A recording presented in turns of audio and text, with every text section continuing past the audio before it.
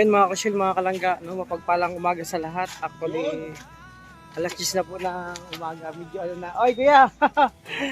Ayun, at gantong oras kasing schedule ng UBI. So, andito tayo sa sa Medical Plaza.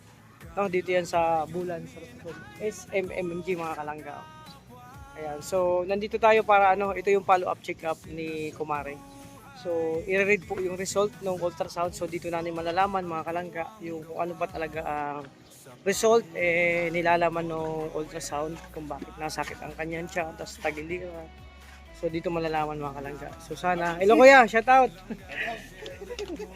Ano wala iski? So, ayun na nga mga konsyel, mga kalangga. Kausap natin si kuya kanina, yung asawa ni Doc. Kaklose din namin kasi yun nga, friendly tayo. So dito natin malalaman yung result mga kalangga, abangan nyo po, no? So syempre magpapasalamat lang ako sa lahat ng minamahal natin supporters, sponsor viewers sa patuloy na pagsuporta, lalo sa Maglangga. Ayun, syempre batiin natin ang Maglangga ng belated happy anniversary, and kay Dudong Ruel ng happy belated happy birthday. So pasensya na, wala kami dyan ni Kuya Regan. So kinakailangan na nandito kami kasi nga ito yung hiningi ng pagkakataon, kaya nandito pa rin tayo sa Bulan, Sorsogon. So baka nyo pong result mga konsyel, mga kalangga, yung result nitong follow-up check-up ni Kumare. So sana okay ang lahat. Kahit ako mga kalangga, kabado po ako, no? Kabado ako sa result kasi talagang iniinda niya yung sakit niya. Kaya nga po hindi ko nagawang umalis papuntang Daet kasi yun nga, inasikaso ko na sila, at syempre yung mga junakis kailangan asikasuhin. So ito na, dito na tayo sa second follow-up check-up. So malalaman natin ang result. So abang po kayo, at kahit ako kabado. So sana okay naman, wala namang masyadong malalim na problema ang result nito. So salamat sa mga nag-pray na maging okay ang result ng lab ni Kumare. Thank you so much sa inyo. So ayun, abangan na natin mga kasunod na kaganapan. Ayan.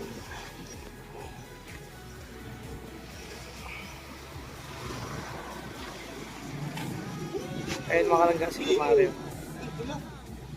Ayan o. Ay.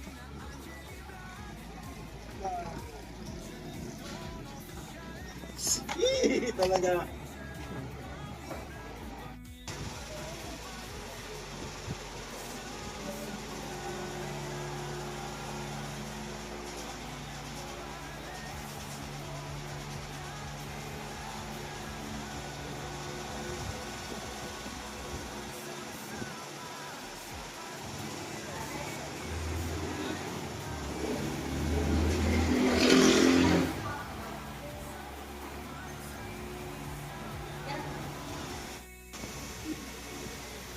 So yan mga kalangga, ito yung galing sa Erosin General Hospital.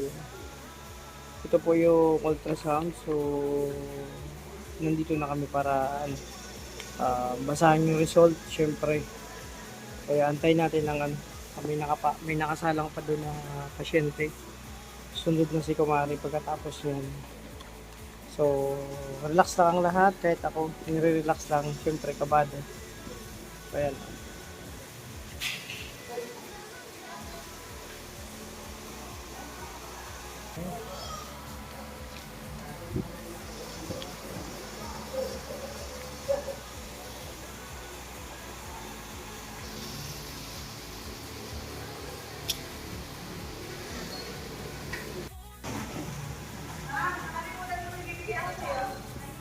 Yung sa patients mo, Ayan mga kalangga. Siya na pong susunod. Ikaw na. Clinic 1. Ayan, ito.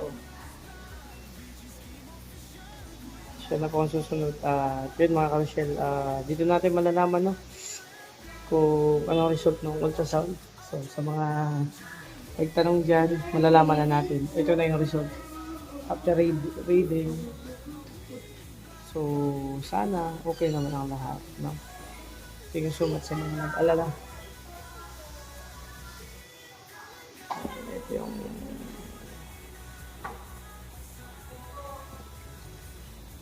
patient na mga salud.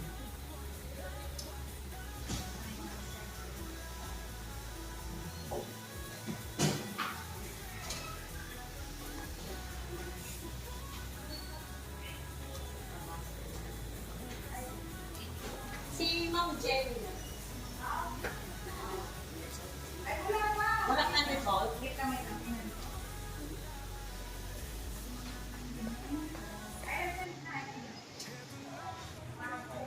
mga kalangga, si Kumari na ang sunod na i-check.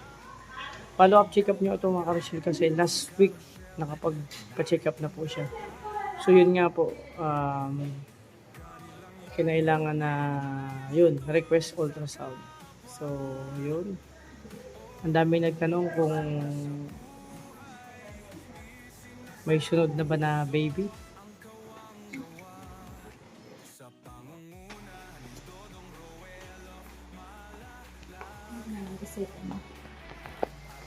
Ayun nga kalangga, nakita ng result, nabasa na, malaman natin. So may reset ang binigay, mga kalangga.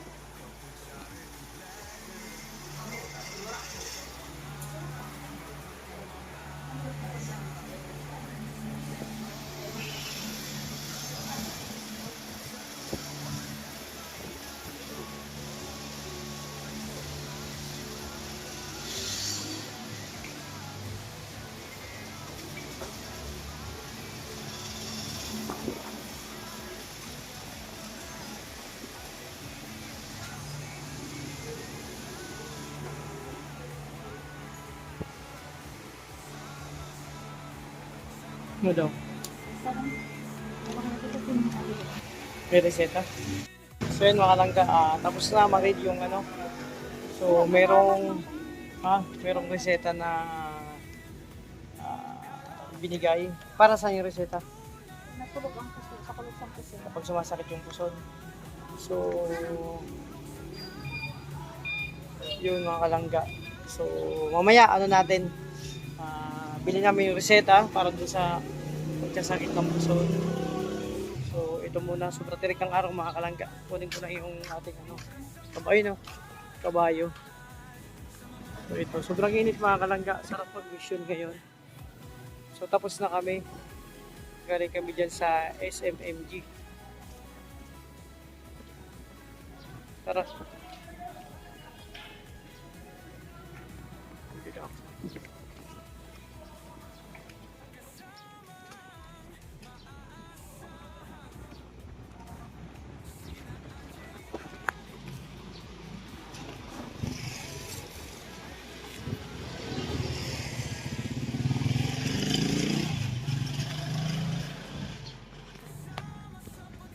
Sabi normal man. Ibig sabihin, hindi man Pero pag wala man baby sa loob. Wala man. So mga kalangga, hindi naman po pala junti si Kumare. So na-excite lang ako, syempre, kahit sino naman may excite or kakabahan, di ba? Kasi kakabahan ako kasi yun nga, di ba? Ang sitwasyon ngayon, sabi niya, kailangan hinay-hinay lang kasi mahirap, mahal ang gatas, mahirap ang buhay, mahal ang gatas. So hindi naman sa kumbaga, kung ibibigay sa amin na magka-baby, okay lang, walang problema, natanggapin natin kasi sa blessing. Kaso nga lang, wala man pong sa mga yung result, wala mang laman ng baby sa loob, normal man. Daw, ito, hyperacidity. Hyperacidity pag ganun. Tsaka may reseta sa'yo, pag sumasakit ang tiyan, Pag yun hindi lang. pa daw naalis ang sakit sa may puson ko, bumalik na, i-recommend daw niya ako sa iba na doktor. Sabi kapag hindi pa umalis ilang linggo yung sakit ng puso niya tsaka yung sa tiyan, panibagong recommendation sa ibang doktor. So, sabi sa'yo, pwede ka rin magpa-pap smear. So, hindi ko rin yung pap smear na yan. So, yun, kausapin natin yung dalawang Tsunakis na sabihin natin kasi nagtatanong yung dalawa kung baby boy, baby girl. So, wala namang So, confirm mga kalangga, it's negative dun sa baby na walang laman yung tiyan. Tapos, negative din dun sa kung ano man ang mayroong sa loob ng tiyan niya na kakaiba. Wala Normal man po. Normal man ang sabi. So, yun mga kalangga. Syempre kahit pa paano, kinakabahan tayo. Ito na yung result mga kalangga, nabasa na. So, wag po kayo mag-alala. Maraming salamat sa mga nag-aalala dyan. Nag-pray na wala mang kung ano man ang nasa loob ng tiyan ni Mrs. ni Kumari kung sakaling walang baby sa loob ng tiyan. So, syempre, kahit pa paano kinakabahan tayo. Yun, magpapasalamat ako sa lahat ng nag-alala, sa lahat ng nag-pray maging normal. thank you so much. Thank you kay Lord kasi normal naman yung result ng ultrasound niya. So sabi ng doktor, yun nga, may reseta sa kanya na kapag sumakit, iinumin niya yun. Tapos, pag hindi pa naalis, panibagong check-up na naman sa panibagong recommendation sa bagong doktor. So malalaman natin kung after uminom ng gamot tapos mga weeks malalaman natin. So sa tingin ko bukas ang pwede na kayo magbiyahe papuntang Dait. So okay naman. Lang, kailangan lang magpahinga ng konti. Ganun lang. So iwas stress. So yun, huwag lang magpapa-stress. Kaya kayo mga kalangga, mga ka-Rachel, iwasan niyo po ang stress. Huwag nang kakalimutan natin, huwag magpapa-stress kasi yun nga, maraming makukuha ang sakit sa stress. Basta may problema, solusyonan, tapos wag pa dadalo sa problema, wag magpapa-stress. Diba? Lahat ng problema may solusyon. No? Kita nyo ako, kahit may problema, parang wala lang. Diba? Ganun lang yun. Kailangan ng masaya. Diba? So, pauwi na kami. Abangan nyo po, mga kalangga, no? Yung pag-uwi namin, pagbiyahe, siyempre, dito sa Centro. May lakad pa kayo mamaya, punta kami ng Central City. So, tara, samahan nyo po kami. Malaki sa butika, Adam.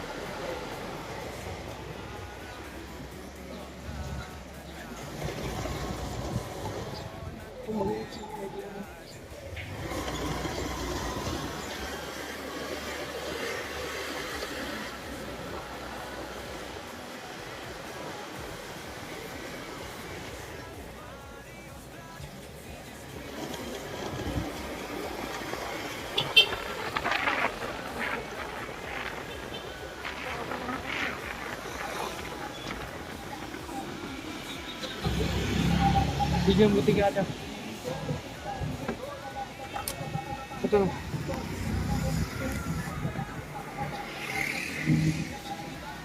So yun mga kalangga, bibil lang si Kumari ng reseta sa kanyang gamot about doon sa pananakit ng kanyang puson tsaka yung tiyan. So yun. Yan. So salamat sa mga nagsal po. Thank you so much sa inyo.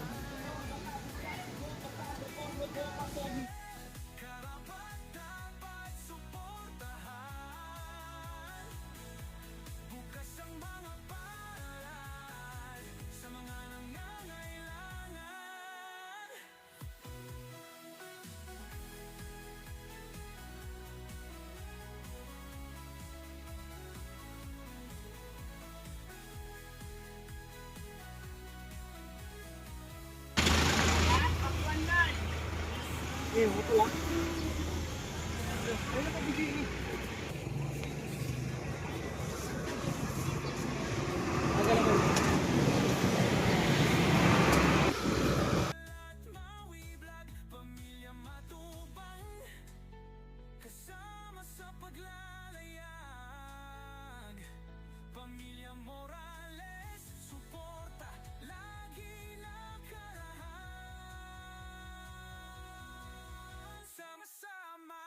Sa pagkilos sa isang adhika